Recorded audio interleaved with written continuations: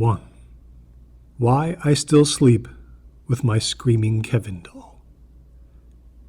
There was a brief time when it seemed like every popular character had a doll that talked if you simply pulled a string on its back. This time was the late 80s and early 90s, and I had them all. Ernest P. Worrell, Beetlejuice, Freddy Krueger, Pee-wee, and even Urkel. It was fun because how often do you get to witness a real conversation between Urkel and Freddy Krueger while they're having tea together? Freddy Krueger would spill the tea because of his famously cumbersome gloved hand, and Urkel would say, "No sweat, my pet," and then chortle in his classic nerd-style laugh.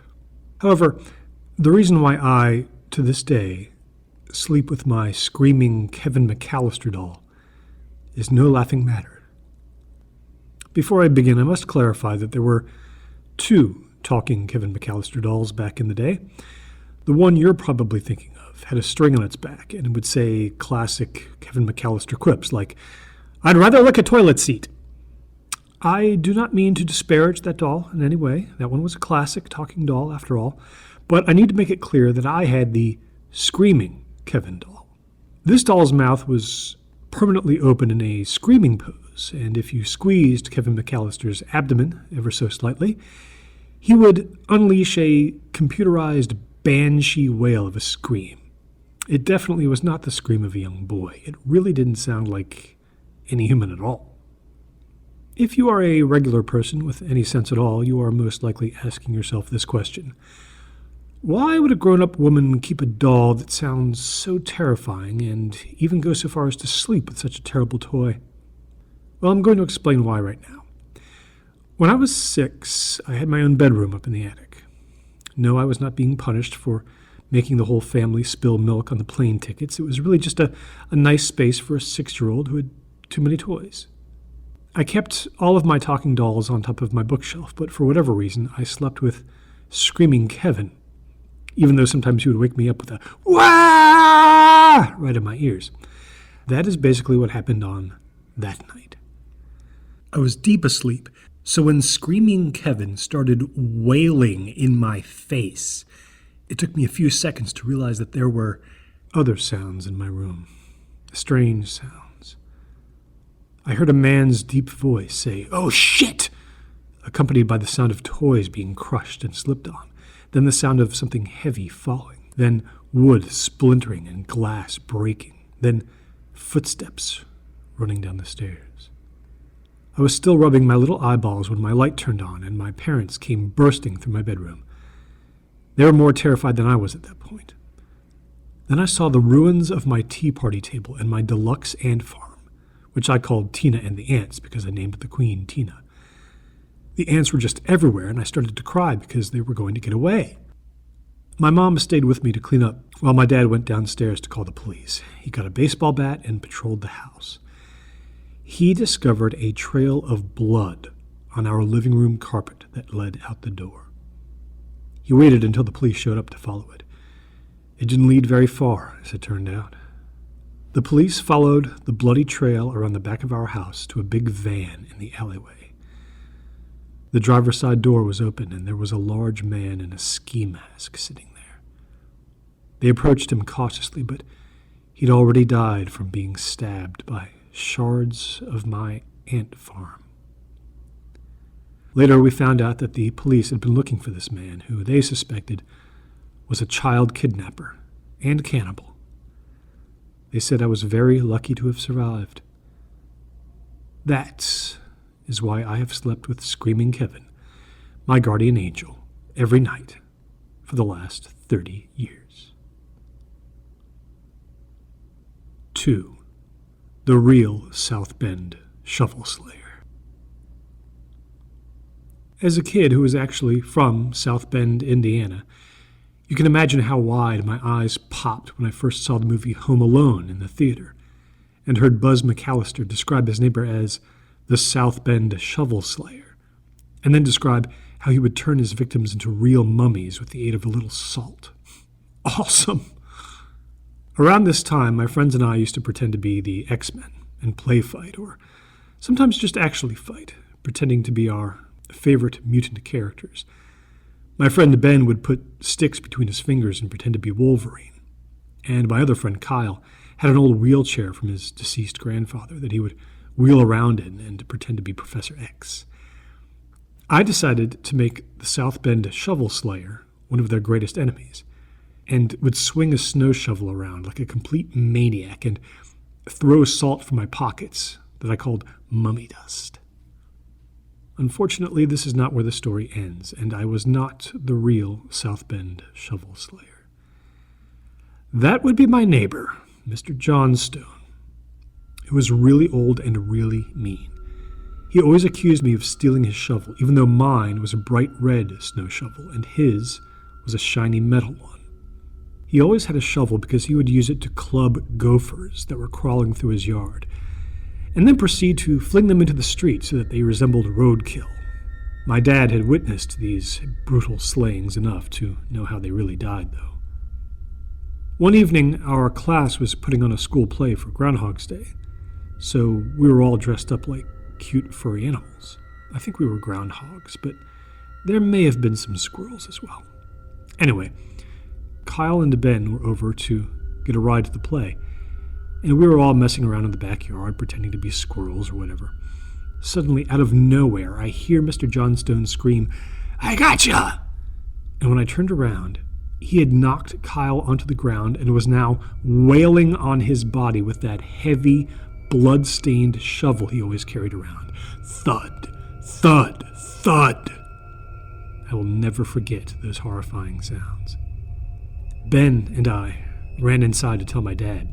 By the time he got outside and tackled Mr. Johnstone, I was sure that Kyle was dead. My dad drove Kyle to the hospital, where the doctor told us that Kyle had sustained irreparable blunt force trauma to both his major knee joints and had permanently dislocated one of his femurs. Ironically, Kyle is now confined to the very wheelchair he once cosplayed with. And it is all because of the real South Bend Shovel Slayer, who was deemed too old to go to jail and was sent to an insane asylum for the elderly.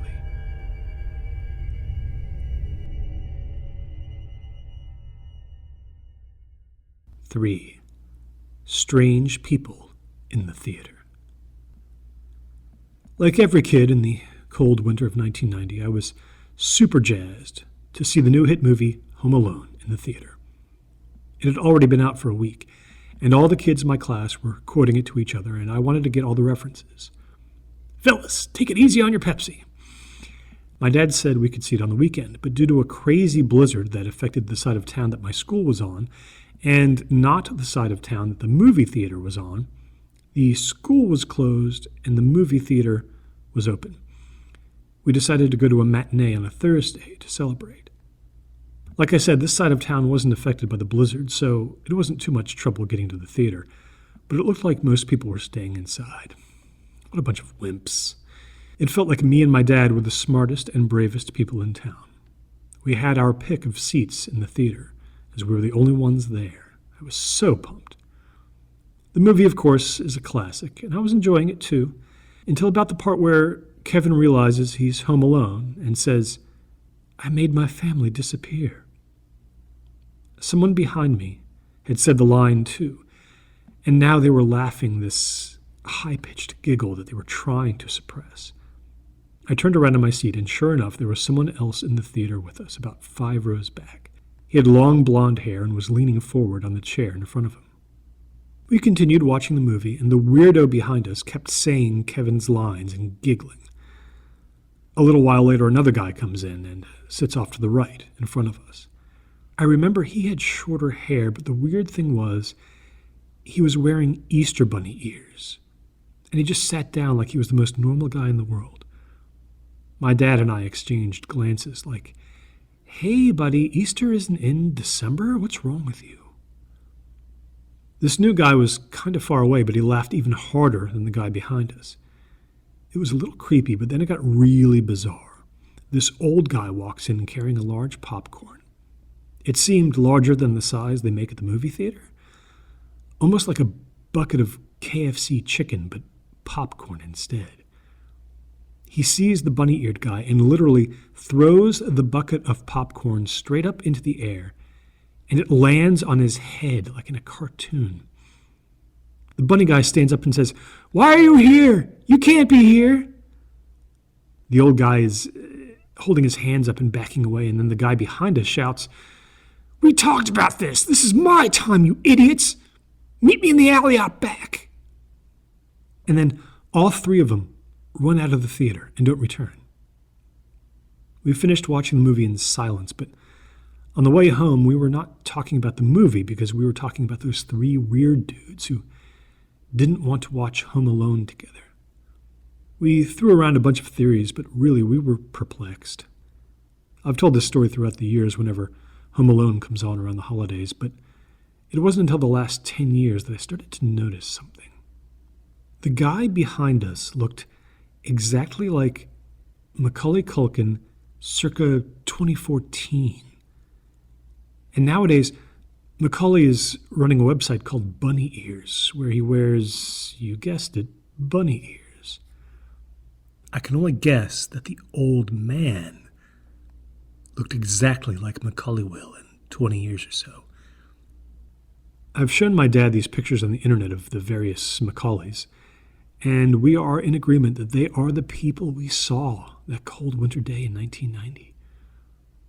Macaulay Culkin, we believe, either has or will have access to a time machine and will give that technology to his past and future selves, who will then go into the past and watch his own movies in the theater.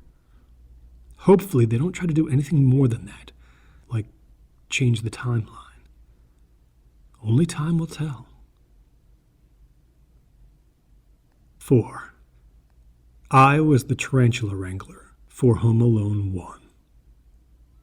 I've been an animal wrangler and trainer for films my whole life, and I learned from the best.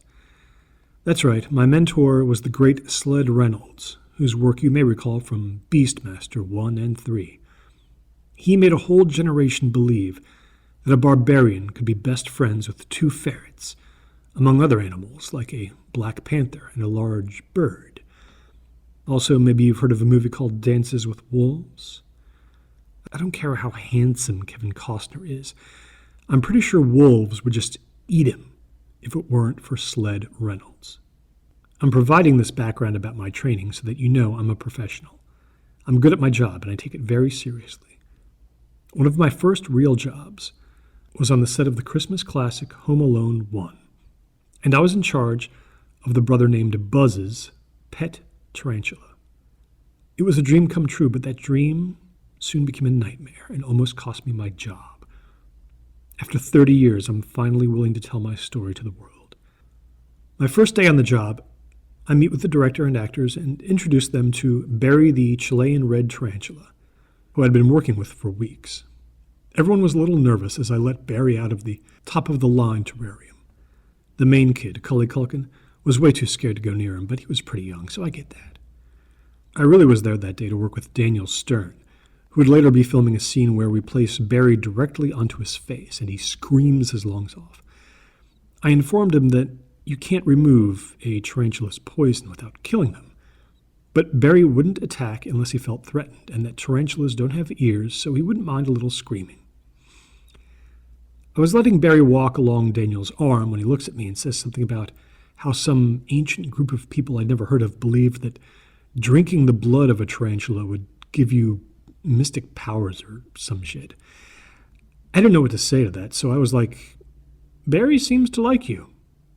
Later that day, I went out for waffles with none other than John Hurd, who was a really funny guy, and he ate 6 waffles. I get back to the set, and the terrarium is exactly where I left it, but Barry is gone. The lid is still secured on top, but he's just gone. I ask everyone, but nobody's seen anything. This makes me look bad, of course, even though there's no way Barry got out of there on his own. The next day, I bring 2 tarantulas in 2 separate terrariums, just in case. We shot a scene with one, and everything went well, but then when I returned to my terrariums, the other tarantula was missing. This time, the reinforced plastic had been shattered by something. I was upset, but also relieved that I could prove this was the work of criminal activity and not animal negligence on my behalf.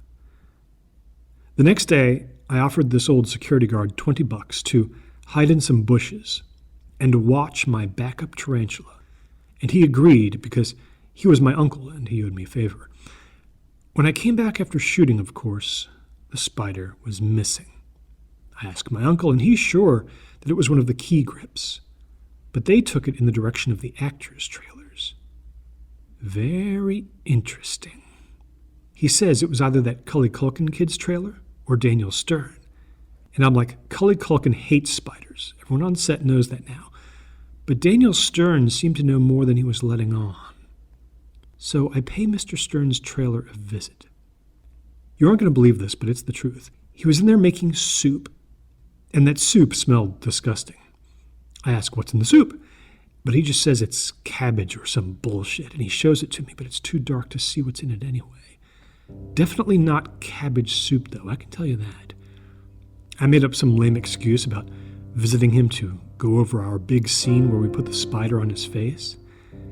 But I think he knew that I was on to him. Daniel Stern is a tarantula eater, and even though I can't prove it, I can suggest that you pause that infamous scene where he's got berry number 4 on his face and is screaming his head off. You can see the exact moment when his tongue flicks out to lick its leg.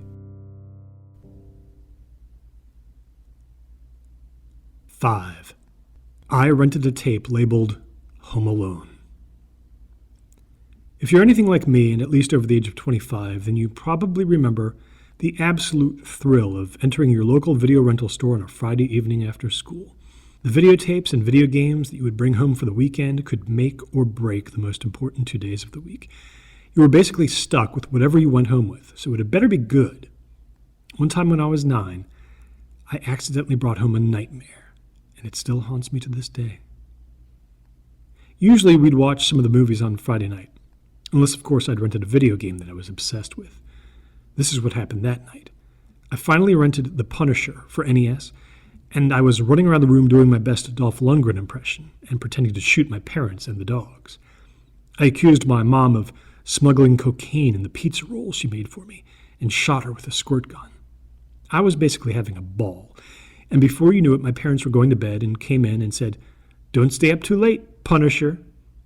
Little did they know that the Punisher had already planned to stay up, eating tato skins while watching Home Alone. At least, that was the plan. I opened the plastic case on the Home Alone tape and immediately noticed that the label was peeling off. Also, there seemed to be some writing underneath. I gave the label a little tug and the whole thing came off. Underneath, written in what looked like whiteout, were the words, Home Alone.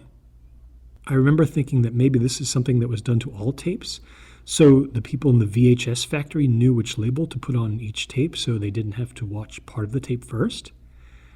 Hey, I was 8 years old.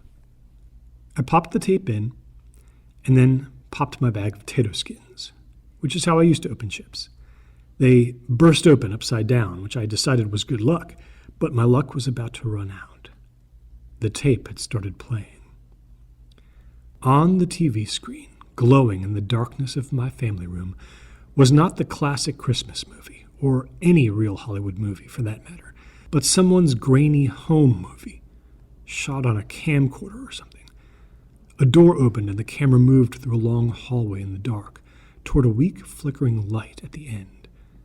That light turned out to be coming from a television set in a darkened room. It took a few seconds for the camera to focus in the dark, but then it became clear that there was a person sitting on a couch who looked like a teenage girl. The person holding the camera just stood there, silently filming the girl while she watched music videos on the TV. It was so weird. The camera was about 10 feet away from her, and I remember thinking that the person holding it must have been very tall. Without saying a word, the camera slowly moved back and up a staircase, went through a kitchen, into a bedroom, and then into a closet. The camera turned off and then came on again. It was clear that some time had passed. The camera was still in the closet, with the door slightly ajar. A reading light was on next to an empty bed. A girl's voice was calling for her mom and dad. The girl from the couch peeked into the bedroom, glanced at the bed, and said, "Where is everyone?" before closing the door. The cameraman stood up and walked out of the room very slowly. The girl's voice was distant, but she was clearly still looking for her parents. The camera moved until it got to the edge of the kitchen, which was now lit up. The girl's back could be seen, and she was talking on a phone on the wall. I can't remember what she said exactly, but she sounded worried. Then she hung up and got some water from the sink. She drank it with her back turned to the camera, and for a second I thought she was going to spin around and look right at the camera, but she didn't. She said something like, "Where would they even go this late?" And then she opened a side door and went outside. The cameraman immediately turned and ran for the front door, ran all the way across the street, and then got into a car that was parked there. The last thing he said before the video stopped is something that haunts me to this day. "I made your family disappear." This scared me so bad that I woke up my parents to tell them someone had recorded over the Home Alone tape with a weird movie. They were alarmed at first, but once they were reassured that it wasn't pornography, they told me we would get a refund and went back to sleep. I didn't have the ability to explain how disturbing it was then, and my words failed me at the video store as well. The guy working at Video Watch was like, "This happens all the time. It's usually an accident. Good thing we have like 100 copies of this movie." That was when I saw him just toss the tape into a garbage can like he couldn't even be bothered to investigate. I know what I witnessed that night was some sort of crime, but I didn't really know how potentially serious it was until much later. I hope that girl in the video is all right. I hope it was just a scary movie someone made to scare people trying to rent a wholesome family movie. That's what I tell myself, but deep down, I know it wasn't a movie. It was real.